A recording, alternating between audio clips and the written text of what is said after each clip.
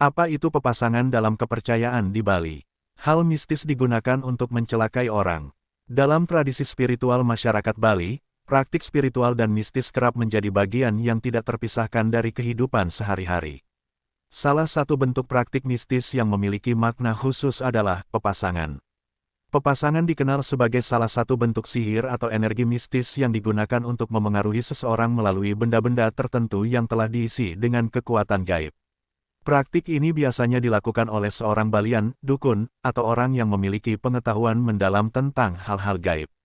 Dikutip dari buku Usada Gede, pepasangan adalah benda tertentu yang diisi dengan kekuatan gaib berupa bentuk atau gambar dan juga mantra-mantra khusus.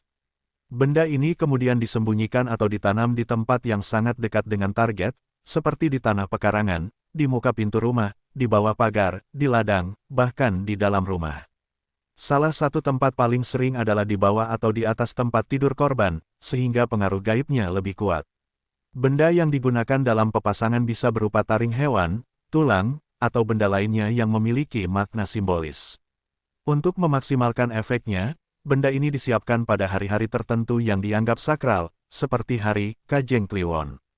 Proses pepasangan melibatkan beberapa tahap penting, yang meliputi 1. Pembuatan benda gaib. Benda seperti taring babi jantan besar atau tulang anjing merah digunakan sebagai media. Benda ini ditulisi dengan simbol-simbol gaib dan nama target yang akan menjadi sasaran. 2. Ritual dan mantra. Sebelum digunakan, benda tersebut diisi kekuatan gaib melalui pembacaan mantra.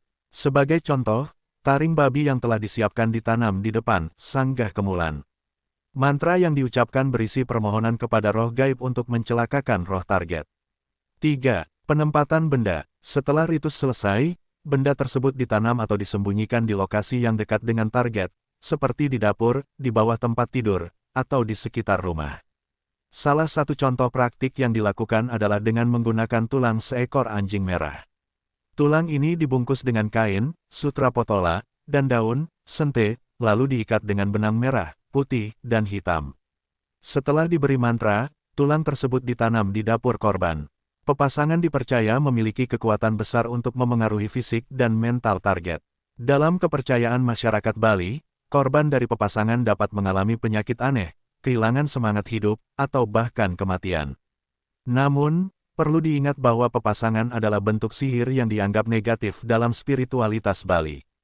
Meskipun sebagian masyarakat masih mempercayai, tindakan ini seringkali melibatkan konsekuensi karma yang diyakini akan kembali kepada pelakunya.